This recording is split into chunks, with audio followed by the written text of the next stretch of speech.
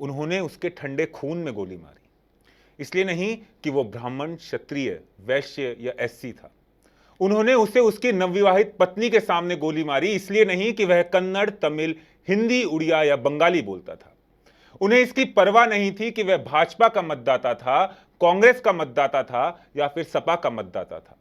उन्हें इसकी परवाह नहीं थी कि वह एक गर्वित हिंदू था या एक कम्युनिस्ट था या एक गर्वित धर्मनिरपेक्ष था जो अमन चैन में विश्वास करता था।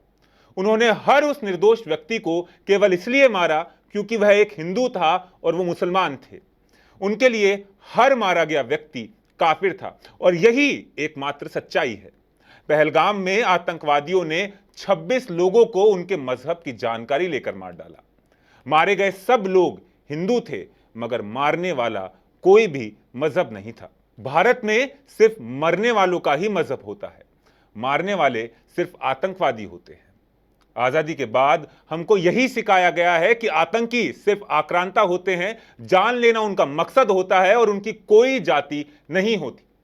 इंसानियत के पैगंबर जो दुनिया को यह पाठ पढ़ाते हैं वह सिर्फ भारत में ही पाए जाते हैं। पाकिस्तान या मुस्लिम मुल्कों में ये पैगंबर इतने उदारवादी नहीं होते। वहां वह काफिरों के लिए मुसलमान ही होते हैं।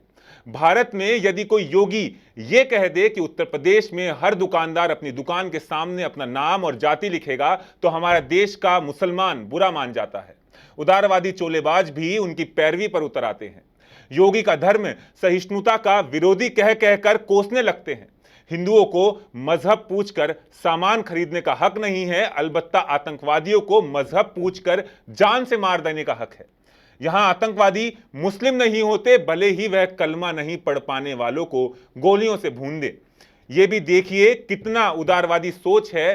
सवाल वही कि आतंकवादियों का मजहब बताने के लिए आखिर हमको क्यों डराया जाता है। पहलगांव में जिन आतंकवादियों ने बेरहमी से जल्लादों की तरह निर्दोष हिंदुओं को चुन चुन कर मारा, क्या वो यदि मुसलमान होते, कलमा पढ़ पाते तो क्या मारे जाते? यकीनन नहीं मारे जाते। भले ही मानवतावादी लोग आतंकवादियों का कोई मजहब बताने में गुरेज रहे हैं, लेकिन यह सच है कि पहलगांव में हुआ नरसंहार सिर्फ और सिर्फ मुसलमानों ने किया। जो आतंकवादी थे वह सिख, ईसाई, यहूदी या किसी और मजहब के मानने वाले नहीं थे, वे मुस्लिम ही थे।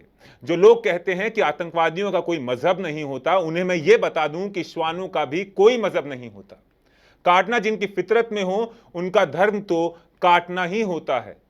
यहां यह भी बता दूं कि आतंकवादी अपने नाम और पहचान से भले ही मुसलमान हो, मगर वो असली मुसलमान भी नहीं होते।